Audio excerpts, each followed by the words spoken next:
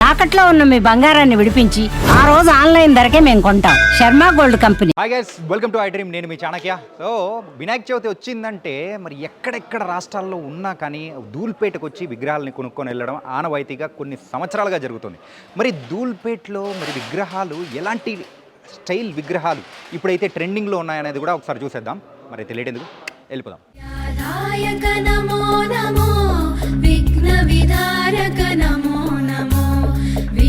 సృష్టిలయ కారణ శంభో విమల చరిత్ర నమో నమో గౌరీ ప్రియ సుత నమో నమో గంగానందన నమో నమో గంధర్వాద్భుత గాన వినోద గణపతి దేవా నమో నమో. భయ్యా, ఇంత భారీ వినాయకుడిని మరి అయితే తీసుకెళ్తున్నారు, ఎక్కడి నుంచి వచ్చారు మీరేంటి?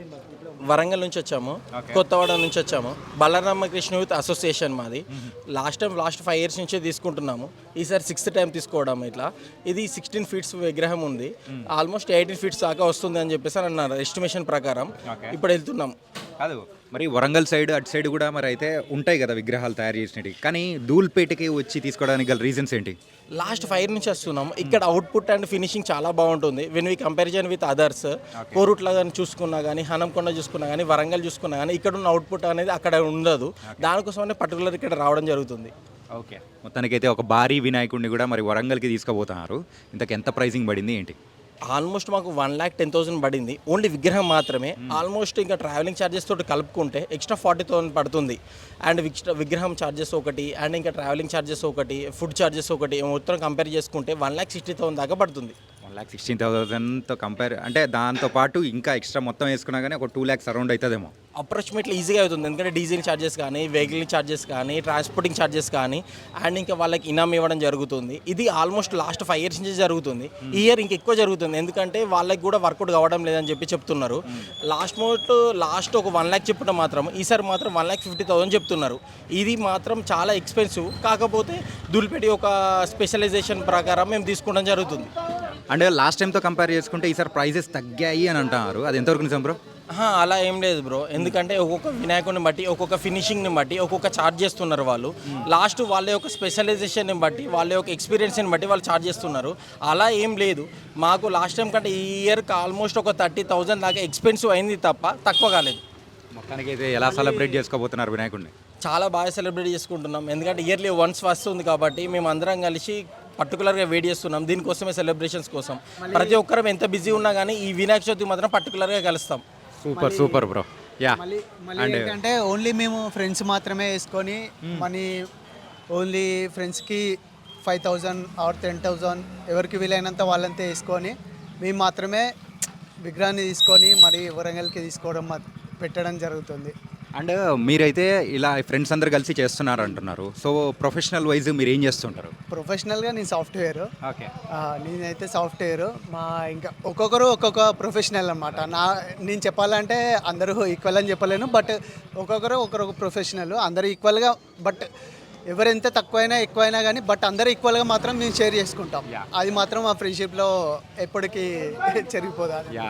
ఎందుకు అడుగుతున్నా అంటే ఏంటంటే, సో మనకు వినాయక చవితి వచ్చింది అంటే ఎవడైనా కానీ విగ్రహం దగ్గర ఉండాలి, మనం చేయాలన్నట్టు ఉంటుంది అనమాట. అందుకోసం అడుగుతున్నాను అనమాట. అదే, ఎవరైనా విగ్రహం దగ్గర ఉండాలి, విగ్రహం దగ్గర చేయాలి. బట్ ఏంటంటే కొందరు మాత్రం మేము ప్రజెంట్ ఏం చేస్తున్నాం అంటే హైదరాబాద్లో వర్క్ చేస్తున్నాం. కొందరు మాత్రం వరంగల్లో ఉంటారు. వాళ్ళు మాత్రం చందా అంటే జస్ట్ ఇక మాకు అంత కాకపోయినా కొంచెం మాత్రం ఏది చందా మాత్రం కావాలి. మేము విగ్రహం మాత్రం మేము చేసుకుంటాం, బట్ మిగతా మాత్రం కొంచెం మాత్రం చందా చేస్తాం మేము. అది మాత్రం కంపల్సరీ. అండ్ ఏంటంటే మెయిన్గా వినాయక చవితి విషయానికి వచ్చేటప్పటికి, సో వేరే వాళ్ళు ఇంత ఫీట్ పెట్టినారు, మనం ఇంత ఫీట్ పెట్టాలి అని చెప్పేసి ఆ పోటీతత్వం కానీ ఆ హెల్తీ అంటే కాంపిటీషన్ టైప్లో ఉంటుందా? ఆబ్వియస్గా ఉంటుంది. ఆబ్వియస్ ఎట్లయినా ఉంటుంది. మేము ఎక్కువ పెట్టాలని చెప్పి కంపల్సరీ ఉంటుంది. లాస్ట్ టైం మేము 18 feet పెట్టాము. ఇంతకన్నా ఎక్కువ పెట్టాలని చెప్పి మీ ఇయర్ కూడా అనుకున్నాం.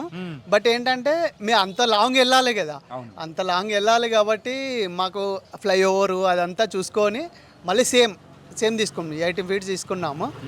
కాకపోతే హాఫ్ ఫీట్ అలా కొంచెం ఇది కిరీటం అలా వచ్చింది. బట్ అది ఏంటంటే కట్ చేసి ఇచ్చారు. మేము వరంగల్ వెళ్ళిన తర్వాత మేము కట్ పేస్ట్ చేసుకుంటాం. ఓ తర్వాత ఫిక్స్ ఫిక్స్ చేసుకుంటాం, అలా కూడా ఉంటుంది. Okay okay. ఓ మొత్తం మీద అయితే వరంగల్ మొత్తం మన విగ్రహాన్ని చూడాలని చెప్పేసి మనస్ఫూర్తిగా కోరుకుంటున్నా. అందరూ మన విగ్రహం గురించి మాట్లాడుకోవాలని కోరుకుంటున్నా.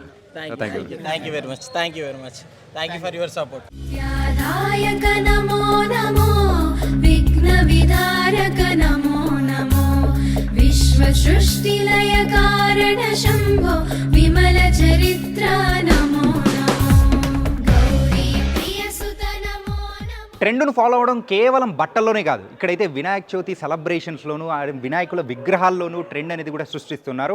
అంటే లేటెస్ట్ ట్రెండ్ ప్రకారం అయితే ముంబై టైప్ ఆఫ్ విగ్రహాలు ఇక్కడైతే బాగా ట్రెండింగ్లో ఉన్నాయి. ఆ టైప్ ఆఫ్ విగ్రహాలను మన మండపంలో పెట్టామంటే ప్రజలందరూ కూడా సో హ్యాపీగా చూసి మమ్మల్ని ఇంకా బాగా ఎంకరేజ్ చేస్తున్నారని చెప్పేసి వాళ్ళు కూడా ఆ టైప్ ఆఫ్ విగ్రహాలను ఎక్కువగా పెడుతూ ఉన్నారు. ధూల్పేట్లో అయితే ప్రజెంట్ సో ఈ టైప్ ఆఫ్ విగ్రహాలకు మాత్రం ట్రెండ్ బాగా పెరిగిపోయింది, డిమాండ్ కూడా పెరిగిపోయింది.